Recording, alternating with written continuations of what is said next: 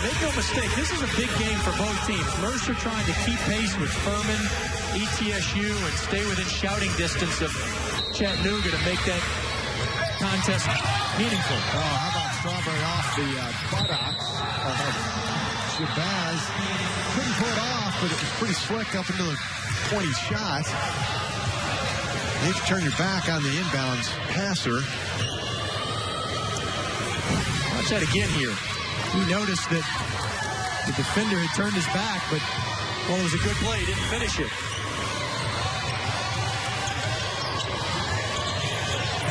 Lewis nearly came up with that steal. Marcus Johnson has been terrific in this second half.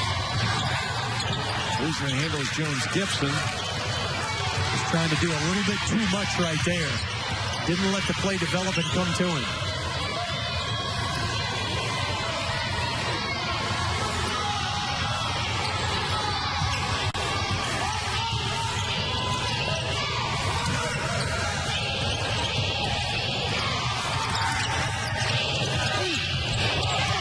Inside as Jones trying to keep it alive, and he does. It is Mercer basketball with 4 on the shot clock.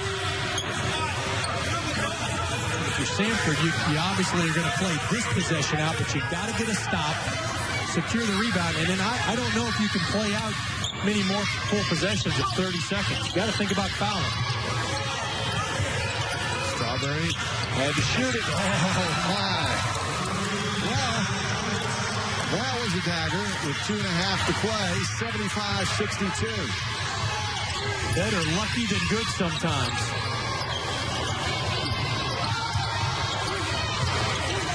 Cunningham goes in, scores, and gets fouled.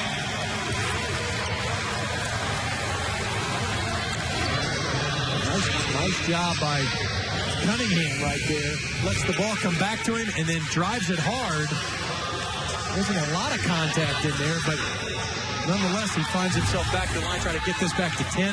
More importantly, allow them to set their defense full court. Jestin now has 7 points. Leonard back in for Ethan Stair. The Bulldogs lost 14 seconds on that exchange of threes.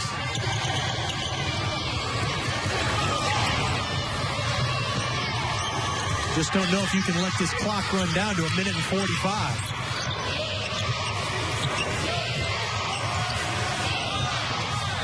Jordan Strawberry, son of baseball great Darryl Strawberry, has come off the bench, played awfully well tonight. And that's Leonard. He's been quiet because of foul trouble.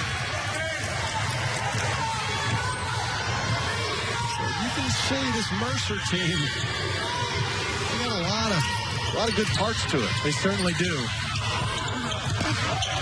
You know, and your point's well taken. We haven't seen Desmond Ringer at his best. And when he's good inside, then that just allows Stephon Jelks to really roam around and be the rebounder that he is and score. You got a veteran point guard in Leonard. You got a guy like Lewis that can score. You got good guys off the bench. You know, it is interesting. Ringer is from McDonough, Georgia, went to Eagles Landing. And my son's high school played Eagles Landing in football a few years back. And there was a 6'9" kid who played defensive end that my kid's high school could not block. And I went up to him today and I asked him, I said, did you play defensive end also? And he said, yeah. So you were the guy. And he smiled. That was the guy our guys could not block.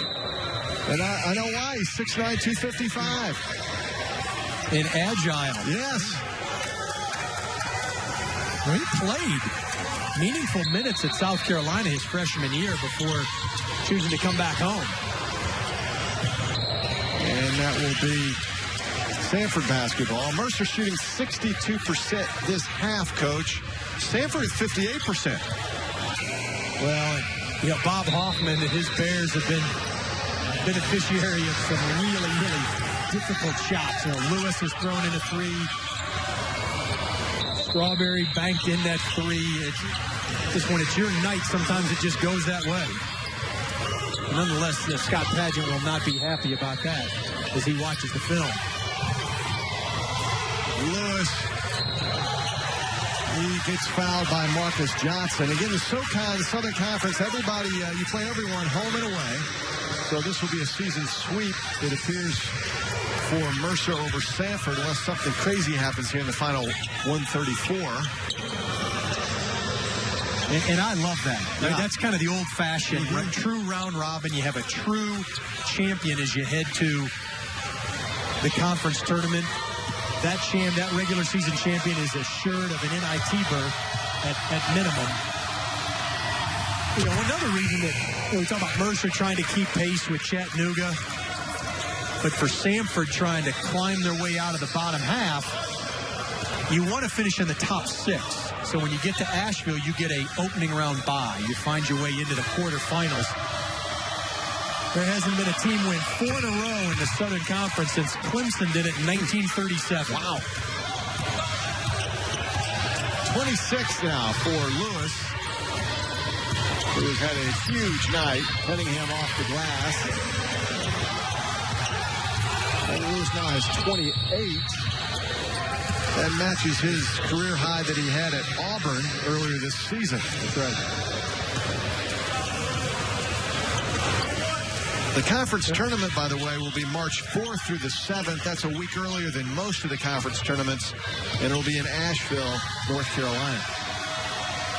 Back there for the 5th year.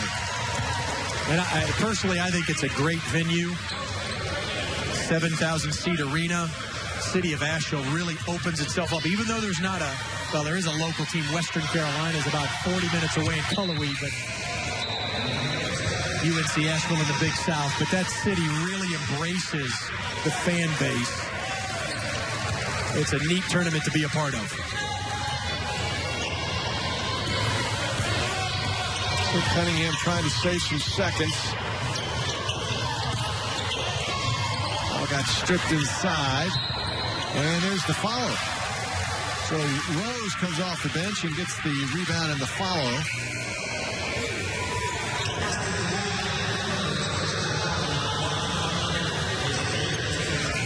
Three fouls on Philip Leonard, and Ringer thought he was done for the night, but now he's back in.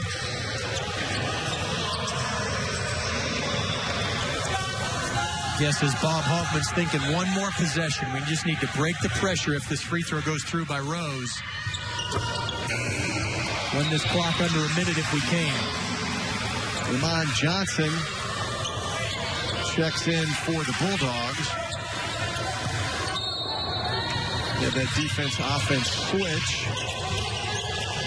And there's a steal. Marcus Johnson. That would have been... at least made it interesting if that had gone down. And now a foul on Iman Johnson. Well, that's exactly what you wanted if you were Scott Padgett. You made the free throw, you set the defense, you came up with a steal, and you had arguably your best player here in the second half, Marcus Johnson, with a pretty good look.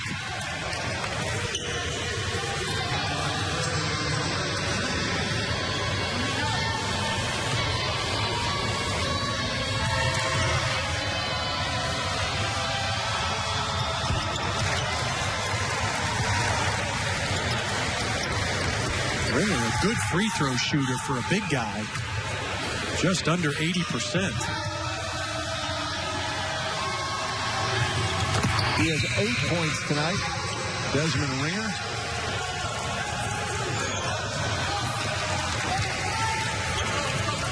And now he checks back out. Cunningham. Yeah, that was an offensive foul. Had the old left elbow flying out there.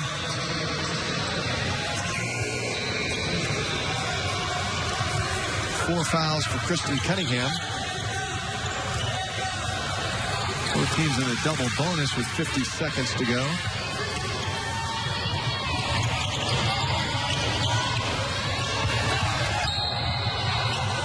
And Strawberry will go to the line. It looks like Mercer's going to go to 7-3 in conference play. Samford will fall to 2-8.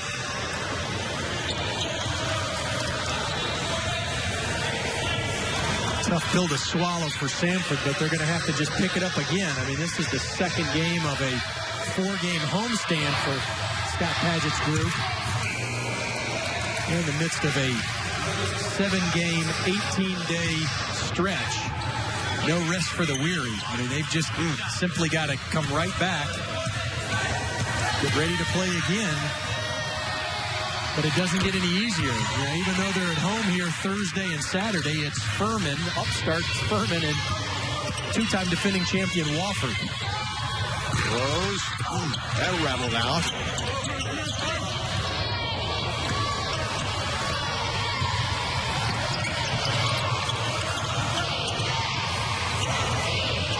Ticking down in this one in Birmingham.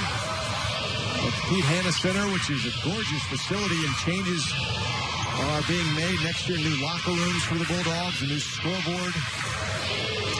Scott Padgett excited about the future here, but tonight belongs to Mercer. Bob Hoffman has another excellent team.